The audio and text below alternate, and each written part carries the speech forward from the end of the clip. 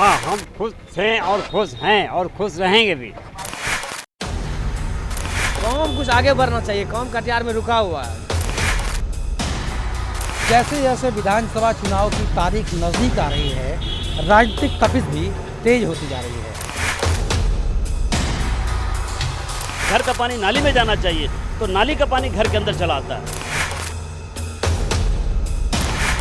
देखिए विधायक जी को जो देना चाहिए, गरीब गुड़िया सबको देखना चाहिए। कोरोना काल में लोगों को सही से दवा की सुविधा नहीं मिली, मेडिकल की सुविधा नहीं मिली।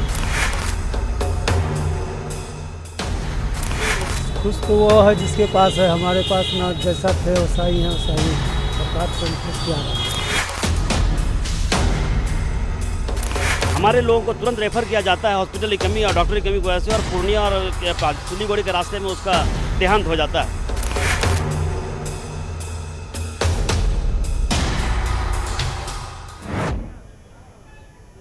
आगामी विधानसभा चुनाव को लेकर नेताजी पर्चा भर रहे हैं और आम जनता चाय की चुस्कियों के साथ चाय पर चर्चा कर रही है।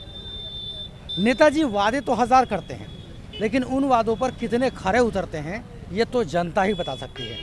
फिलहाल अभी हम मौजूद हैं अपने कार्यक्रम चाय पे चर्चा पर कटिहार के हृदय स्थली शहीद चौक पर। आइए लोगों से जानते हैं इस चुनाव को लेकर क्या कुछ सरगर्मियाँ कर रहे हैं और क्या कुछ सरगर्मियाँ तेज है इस समय कटिहार में। इस बार तो कहना सर मुश्किल है, किस मुद्दे पर आप लोग चुनाव में अनुमान लगाना भी मुश्किल है। नहीं, आप लोग किस मुद्दे पर वोट डालेंगे? और एक तो सर वक्त ही बताएगा। कोई अब अंदर जाने के बाद क्या सिद्धांत हो जाता है ये कहना मुश्किल है। आप लोग का कोई ऐसा परेशानी जिसका हल अभी तक नहीं हो तो पाया? मेरे मन में है, वो तो मेरे मन में है कि किनको बढ़ाना है, वो तो मेरे मन में है। वर्तमान विधायक से आप लोग खुश हैं? वो हम अभी नहीं कहेंगे। वर्तमान विधायक से आप लोग खुश हैं? हाँ, हम खुश थे और खुश हैं और खुश रहेंगे भी। जो वर्तमान नीतीश सरकार है इससे खुश हैं आप लोग? हाँ, वोट करते हैं? और खुश थे, खुश हैं और खुश रहेंगे भी, इसमें कोई दो राय नहीं है। हाँ, अब आगे ऊपर वाला का इच्छा, अब महादेव जो करे। भाई वोट करते हैं? हाँ करते हैं। इस जो वर्तमान कटिहार के विधायक हैं उनसे खुश हैं आप लोग? खुश है साहब जी। क्या लगता है क्या कुछ काम नहीं हुआ जो होना चाहिए था? काम कुछ आगे बढ़ना चाहिए, काम कटिहार में रुका हुआ है। किस प्रकार का काम? जैसे कि गौशाला का पुल हुआ, वो बनना चाहिए। और थोड़ा पब्लिक सबको दिक्कत नहीं होना चाहिए। किस प्रकार का दिक्कत हो रहा है आपको? दिक्कत जैसे रोड पे जाम लगता है बेसी, और यही सब दिक्कत है। और क्या दिक्कत है? आप लोग वोट करते हैं? हाँ सर, कितने साल से? 30 साल से वोट करते हैं। जो आप विधायक में क्या कुछ खूबी देखना चाहते हैं? देखिए विधायक जी को जो देना चाहिए, गरीब गुड़िया सबको देखना चाहिए। कटिहार नगर निगम बन गया है, तो क्या लगता है नगर निगम के हिसाब से कटिहार में संसाधन है? कोई साधन नहीं, कचरा पड़ा हुआ है। तो इस ओर ध्यान किसको देना चाहिए? ध्यान मेयर साहब को देना चाहिए ना। आप सब जरा मेयर साहब को बोलना पड़ेगा ना। मेयर साहब तो चुनाव लड़ने बरारी चले गए। हाँ हाँ हाँ हाँ, तो क्या करें? इसमें आप सबको सोचना पड़ेगा। हम सबको जो बोलिएगा करेंगे। आगामी चुनाव में क्या मुद्दा रहेगा आपका? मुद्दा रहेगा सबसे बड़ा सफाई मुद्दा रहेगा।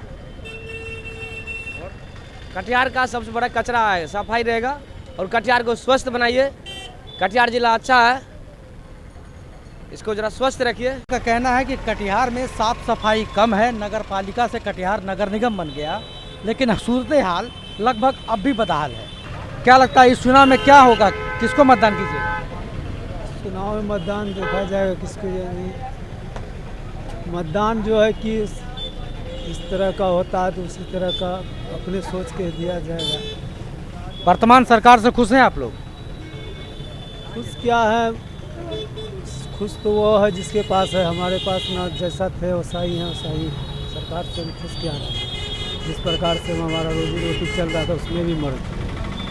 लॉकडाउन से कितना असर पड़ा आप लोग की ज़िंदगी पर? बहुत बहुत बहुत असर पड़ा। क्या लगता है कटिहार में अगर उद्योग कारखाने रहते तो कितना? बहुत कुछ रहता है, अपना संपत्ति रहते हुए भूखे मरना पड़ा। फिलहाल स्थिति भूखे मरने की है।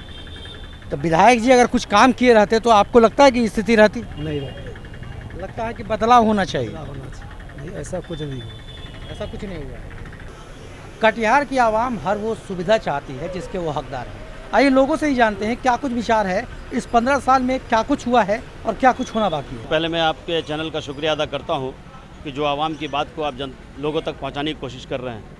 मैं ये कहना चाहता हूँ कि हमारे बुज़ुर्गों ने देश को इस बात के लिए आज़ाद नहीं किया था कि मैं गुलामी की ज़िंदगी और बदतर ज़िंदगी गुजारूँ। जब से मैं होश संभाला हूँ, मैं देख रहा हूँ कि हमारे बाप दादा भी वोट कर रहे हैं, मैं भी वोट कर रहा हूँ, लेकिन जो सुविधा मिलनी चाहिए वो हमें नहीं मिल रही। लोग चुनाव के टाइम में मिसगाइड हो जाते हैं, वर्गला दिए जाते हैं और लोग जात पात और धर्म के चक्कर में फंस करके अपना नुकसान कर लेते हैं। 5 साल तक उसका खामियाजा सभी को भुगतना पड़ता है। मेरा अपना मानना है कि जिस तरीके से आप डॉक्टर का चुनाव करते हैं, वकील का चुनाव करते हैं और टीचर का चुनाव करते हैं कि ज़्यादा से ज़्यादा फ़ायदा हमारे को पहुंच सके, उसी तरह हमें भी चाहिए एक मजबूत लीडर का चुनाव करें जो कटिहार का विकास, कटिहार का डेवलपमेंट, जैसे हमारे यहाँ सुपर स्पेशलिटी हॉस्पिटल की ज़रूरत है। हमारे लोगों को तुरंत रेफ़र किया जाता है हॉस्पिटल की कमी और डॉक्टर की कमी की वजह से, और पूर्णिया और सिलीगुड़ी के रास्ते में उसका देहांत हो जाता है। तो जैसे रेफ़र हुआ समझिए कि वो परलोक चले गए। इसलिए मेरा अपना मानना है कि हमें सुपर स्पेशलिटी हॉस्पिटल चाहिए, ड्रेनेज सिस्टम चाहिए, रोड चाहिए, फ्लाईओवर चाहिए, एक बच्चे का चिल्ड्रन पार्क चाहिए, यहाँ पर एक मिल चाहिए जो लोगों का रोज़गार हो सके, अच्छे स्कूल कॉलेजेस चाहिए। ये सब सारी सुविधाएं जब तक हमें नहीं मिलेगी हमारा डेवलपमेंट नहीं होगा।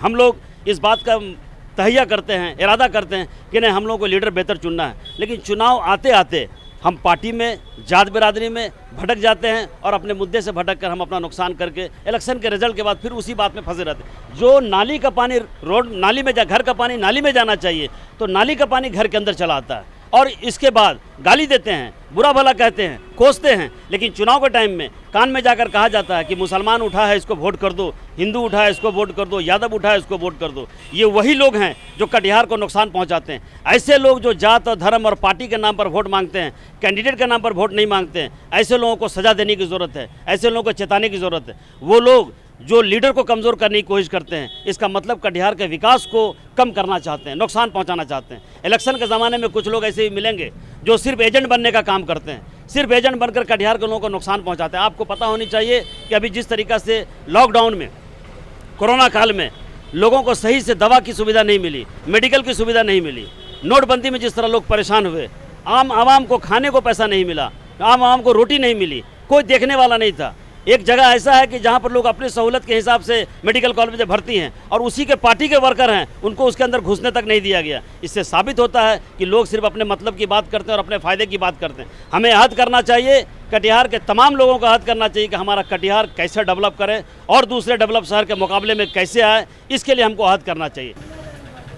जहां एक और धूप की तपिश तेज है, वहीं जैसे जैसे विधानसभा चुनाव की तारीख नज़दीक आ रही है, राजनीतिक तपिश भी तेज होती जा रही है। ये तो आने वाले वक्त में ही साफ हो पाएगा कि जनता का मूड क्या है। आगामी 10 नवंबर को ही स्पष्ट हो पाएगा कि जनता किसे प्रतिनिधित्व का फिर से भार देती है। अपने सहयोगी अरशद के साथ मैं विनय झा, केबीसी न्यूज़ के लिए।